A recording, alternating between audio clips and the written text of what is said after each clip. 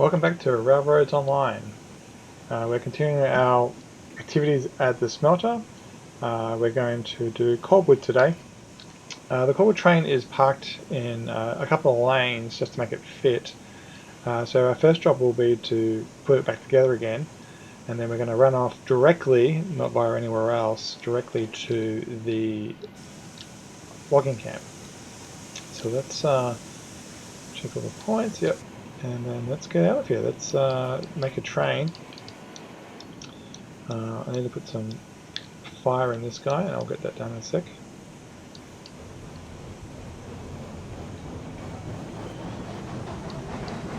The other thing I need to do is put a link in it. Actually, I think I see a link in it already. So it's going to pull forward.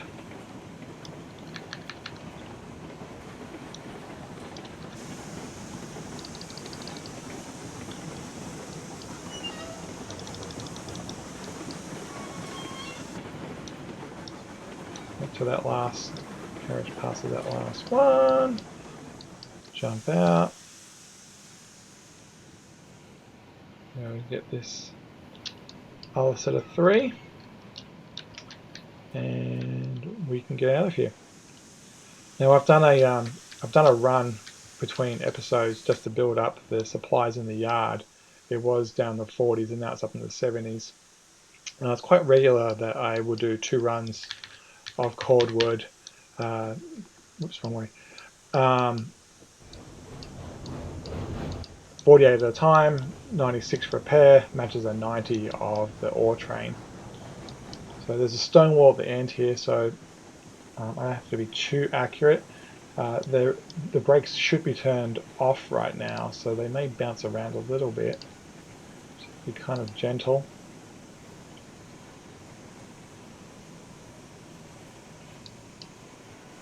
Let the momentum do its job. This is all flat ground around here. Alright. Put the coupler in and then we're out of here. Just double check that this is off. So, you can rebind the UI display. I've rebounded to H, and so if you mistakenly pressed H at some point, look away and then press H in my case, and you can get your UI back. Alright, let's get out of here.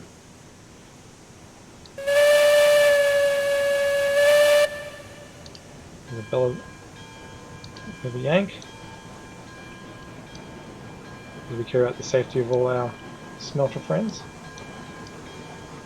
So this is currently at 70 something, so we'll unload 3, we'll back it in, unload 3, come forward, put those 3 spares back into the second lane, and then the first will still be full, we'll back it into there and just leave it stored there with material on it.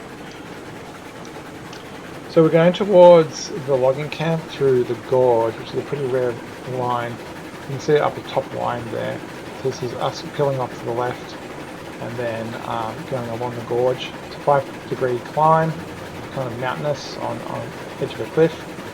And then from the peak point, which is the top left of that line, to 2 or 3% grade down to the logging camp. Kind of different, haven't seen it too often used. Are these points, did I change these? Yep, I prepared for these already, so off we go.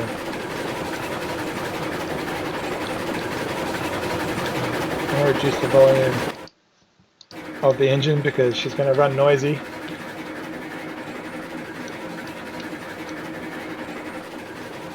Off along the gorge we go.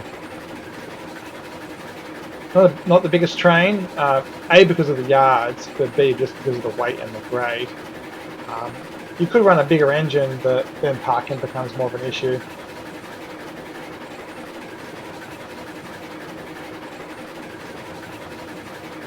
Quite steep terrain in here, you can see that by the depth of the walls. Right at the limit of what the walls will let you place down.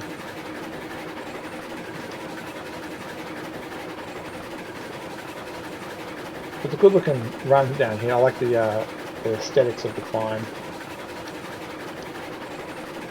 So the engine number 3. So engine number 1 is Betsy. I use her to do the logging camp loop. Engine number 2, so this is centered out of the sawmill. Engine number 2 is between the sawmill and the iron ore mine. That's that southern valley run. And then engine number 3, which is Chloe, another wood-based one, is between the smelter and the logging camp direct. The original plan was to go just like on a main line via the sawmill type area, but yeah, I found out that there's this hidden gem back here. There's this flat area at the bottom, and I thought it was an Easter egg, and if you actually track it the whole way through, it's only about a 2% grade. And I thought, oh, this is a secret that you're meant to practice your surveying skills, and you'll find it, and it's a secret way up into the valley. And it's true until you get to the end, then you hit a pretty whopping big flat wall, and it's not possible. And so I went through here. Do it on the right hand side, it's close to impossible. You just cannot climb on the area to do placement. So nearly all of it's been on this southerly left hand side face. It used to go round to the left here and up to the peak, which is just over here.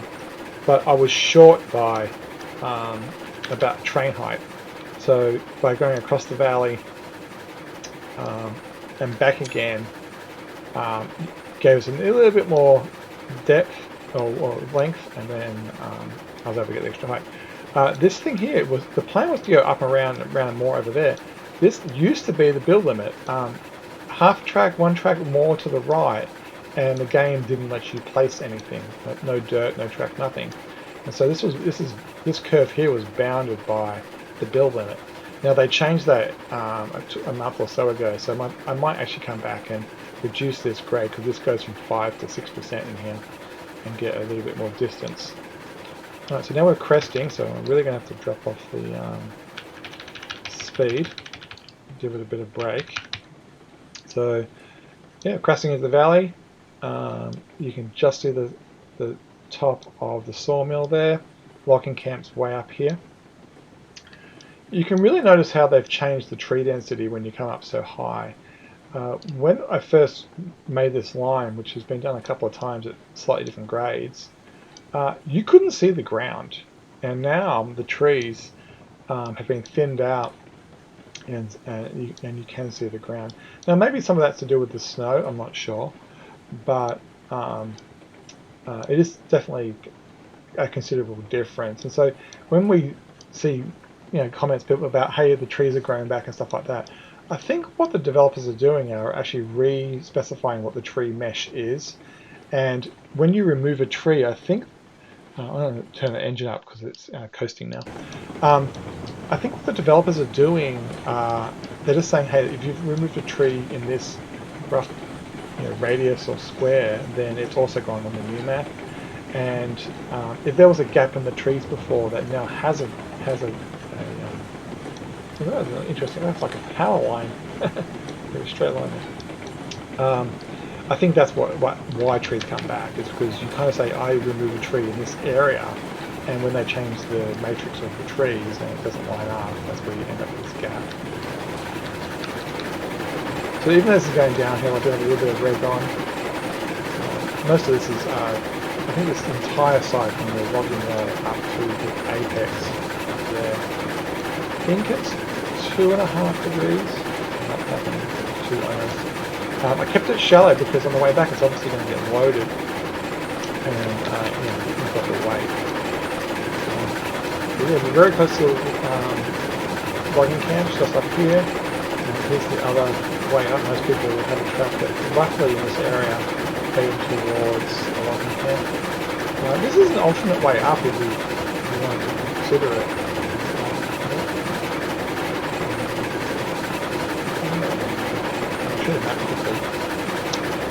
Yeah, you can definitely come up over this way as well, rather than pushing to the left and then the right. So yeah, before you know it, we're at the logging camp. Doesn't take too long. We just hit 10 minutes on the video, and that includes coupling the train together. Not too bad. We're going to have to change points in here. I'm pretty sure it'll be set in the way that we want.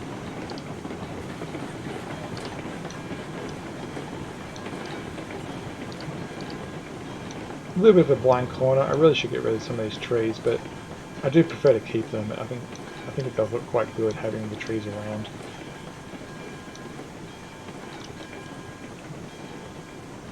So yeah, what I'm going to do is go around the teardrop to the right and then come back out this way. And so I'm going to just slow down here.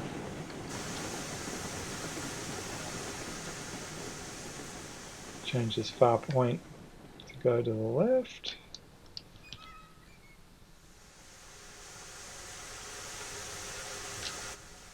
I'm playing this after the change where the brake no longer engages as you jump out, and that's the way I've actually always been playing.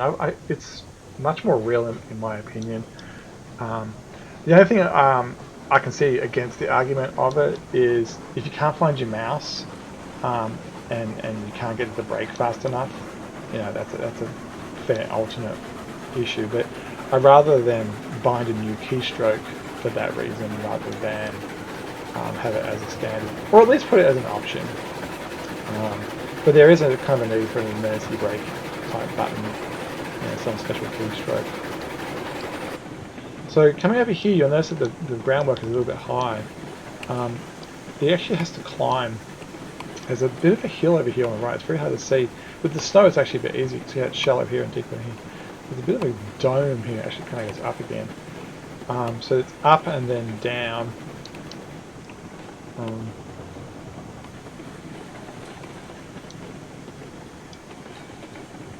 And then I believe this point is the way we want it to be, because I just did this loop. It's hard to see. Yep, it is to the left. That'll be good. So logging, this is the logs run. You come up here, round, do the loop, come down, come back this way. That's what causes contention on this. But we're going to stop here. Much like I noted in the logs episode 1, the developers have redesigned the loading area here. This used to be further apart, and when I was here before doing the previous loop, I had to recalibrate all of my stopping points.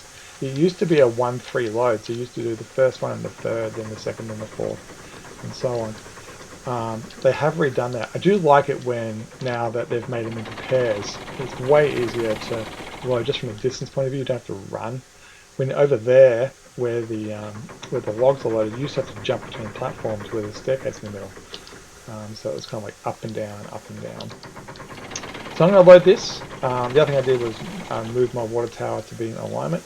I'm going to do a quick check to see. I filled up with water last lap, so I think if I can get 330. You know what? I will give her some water as well. I think it's one thing about the porters, they really go through the water. So we should open the lid. But yeah, I'm going to fill it with water, fill up the train with cordwood, and then I'll see you as we head off. Okay, just finished offloading the last cordwood.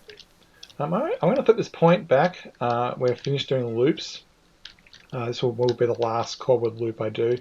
So what will happen next in the sequence of things is we'll go back to the beginning. On episode 1 will happen again, where the logging train will come pick up logs, and that will come up over here, go around the loop, come back through here, and go back to the sawmill. So I'll leave this point particularly set so that when they're going to have, there's points up here that they're going to have to deal with, but on the way out, but it's only one set, and then they can forge through that because this will be wrong for them.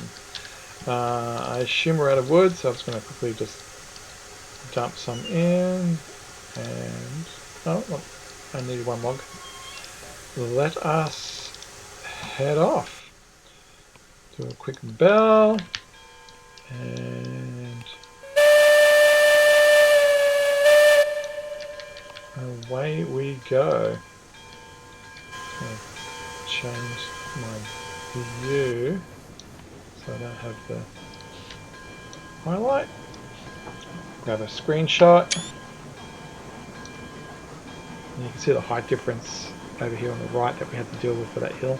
It's good to climb. Now this is actually, once we pass these points, that's what I'm talking about. So when the logging train comes and it comes across here, around and through here. So it would be wrong for the logging train, but at least the other one's correct. Once we pass these points, I'm going to really open her up, because this is a main line from this point on. It's a straight through there, so I'm not too worried about kinks and stuff. And we can really just let it start to sink. Now it's kind of loud, so I'm going to reduce the volume a bit. And yeah, I'm just going to let Chloe do her thing. I'll run back to the smelter. It's just along that left-hand line again, where those kinks are on the top left, is where the high point is, and then down the valley.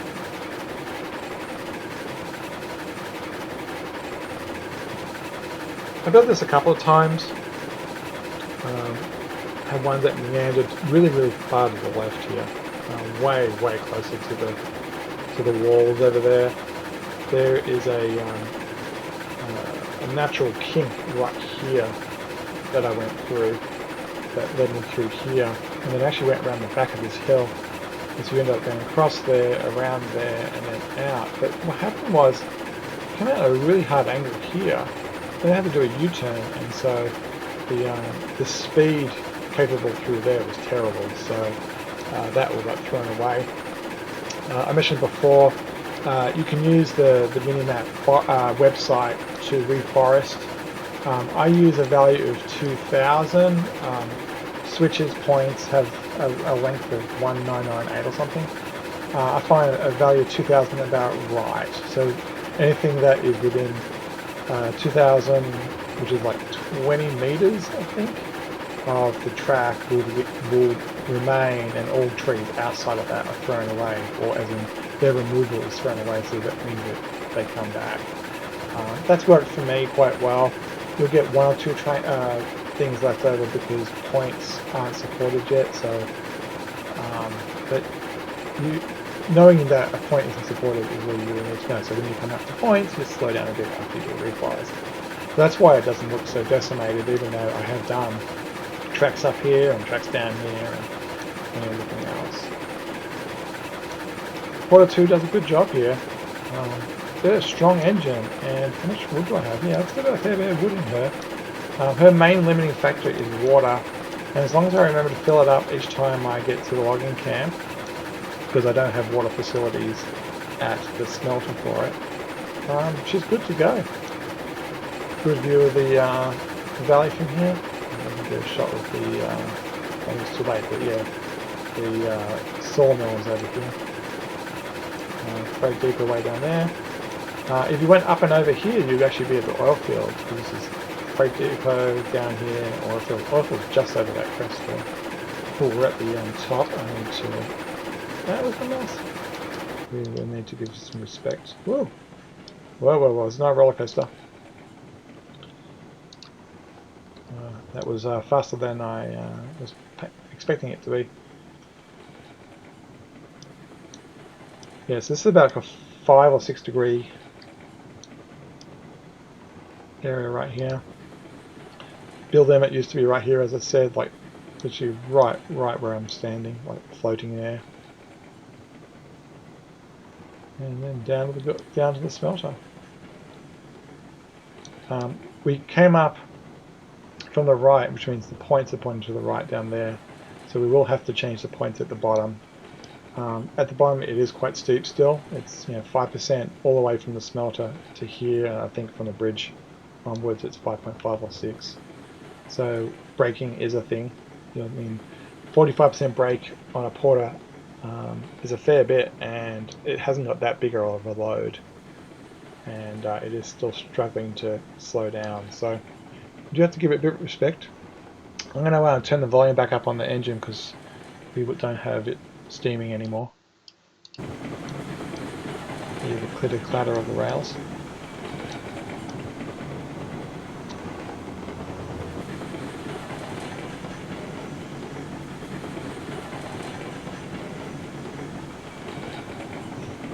Interesting view through here. I don't think that many people have even walked through the gorge. It is very unwalkable. You have to put down a lot of dirt and stuff to keep your balance. But interesting place. Looks completely different in summer. Before the winter update. The tree density used to be way higher in here as well, like 5 to 10 times more. I think this is one of the areas they deliberately got rid of a lot of trees to help people with their frame rate. I saw some rumour that's saying like 30,000 trees or something exist. It's a huge, huge number. If you've got a tree sticking through a track there, that's a bit dangerous. Oh, this is inside a box. I can't get rid of it unless I get rid of it. That's why I don't like using steel bridges, because you can't delete within the box area. So that's why it's still there. Luckily it doesn't cause derailment, so I think it's just going to have to stay there. So the points are right here. There's a point that comes, a rail that comes this way and up, and then we're going to fork into it. So there's a point right here that I'm slowing down for. This probably could have been done better. But it's a bit of, some of it's to do with the render, but it's a little bit left, right, for no good reason.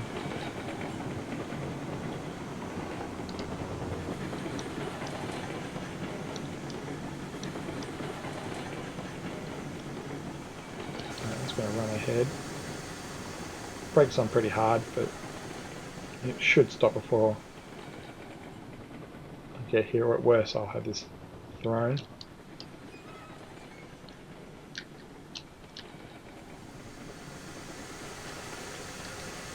I can get back in. No, that's me back in. There we go. Just a nice gentle roll into the yard. Our next step is to use the big class 70 and go do the coal mine run. That's just going to be full throttle, 100%, fast as you can. The track has been laid ultra straight, ultra smooth, and yeah, it's a good run. That's going to be next. Take these curves with the respect that they deserve. It's all flat. It does help a bit. Since we're in the yard, let's turn the bell on a bit, give it a pull, and so you can hear that.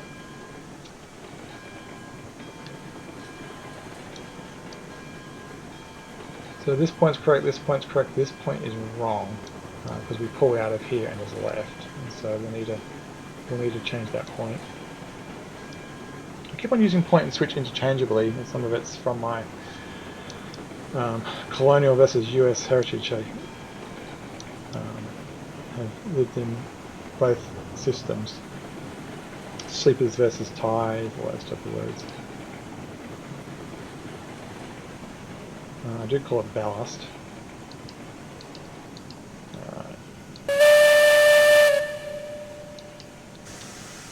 Quickly change that. So the plan is to back in, unload 3, pull forward, store the 3 that got unloaded in this lane here, and then store the remaining 3. I think we've got 82 plus. Whoa, that's going to be a problem actually. It might actually have to be. Yeah, actually, I might actually have to store more than that down there.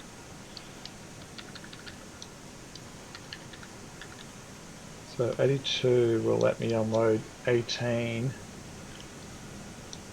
and these are 8s, so I can unload 2.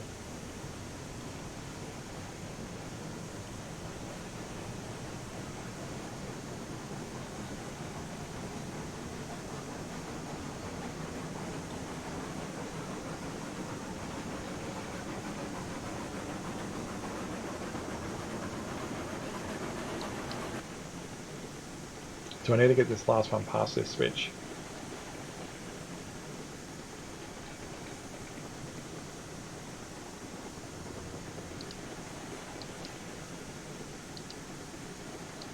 Yeah, I probably shouldn't have done this load. It is overwhelming the station a little bit.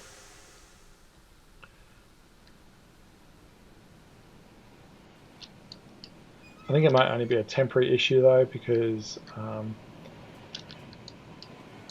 when we come back with the coal train and pick up raw iron, it should wear down and some of them should be used up. So what I'm going to do is I'm going to at least drop off 2. What am I going to do?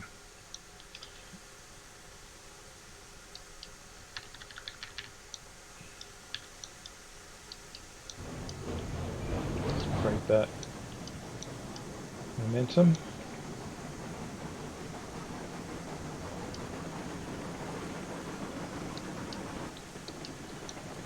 So this track sticks out at the end here, which destroys the hitbox for unloading. So I need to go really deep. So it ends up being about a quarter of the last truck over the platform, the full truck, and then about 3/4 or half of the first one. Or the third one. Let's really look at it. Which is this point here. Yeah, look at that.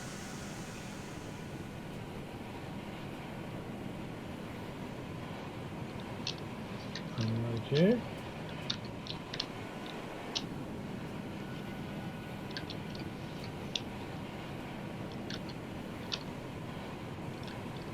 It's good to see a yard that's so full of wood. 98. Do I want to just waste 6? Yes, that's exactly what I'm going to do. I'm going to waste 6. Normally I would not do that. Normally I wouldn't have done. I sent the train off, but I thought I'd capture this for you guys. Yep, 100, perfect. But I rather the shunting be easier than worrying about just 6. And because it's cordwood and it's very cheap, it's not the biggest deal in the world. It's pretty easy to get a large amount pretty fast. So the next goal is to get these 3 detached. They need to get past this switch.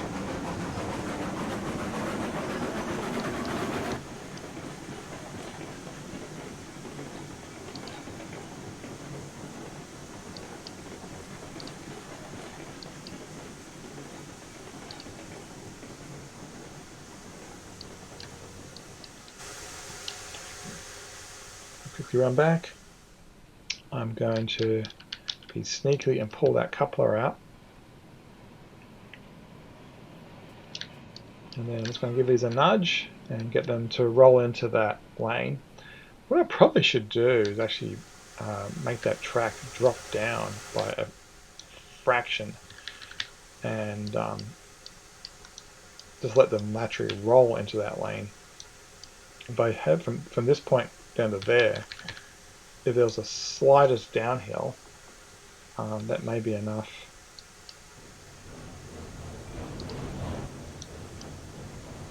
So that's plenty to get them rolling.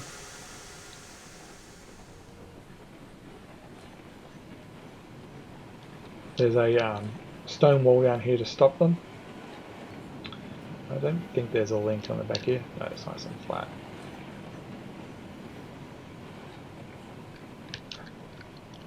Make sure they're past the point. They are. I know they're just going to bounce off the end there very gently.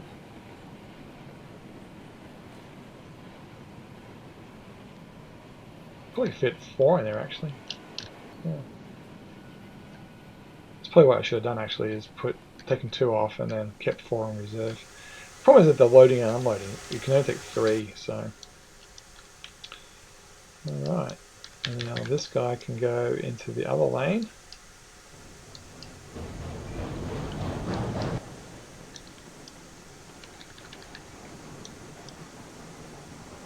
Turn the cylinder cocks off. And we are done. If the yard had space, I would unload it now.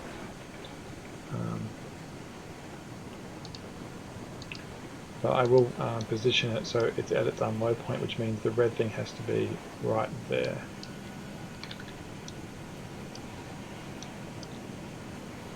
Right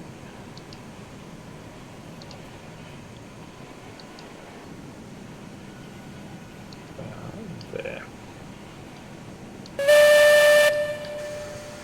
And so if I highlight that, yeah, it says U to unload, it's in the valid spot, U, and there's a half. And the staircase kind of defines the end of the hitbox. It's more than half the carriage, so it's good. Yeah, it's happy. Yeah, this kink is quite problematic, but you know, we're able to kind of keep it nice and tight by doing that. So there we go. That's a Cordwood run. We don't need this train anymore, so you can turn off. Thank you, Chloe, for your service.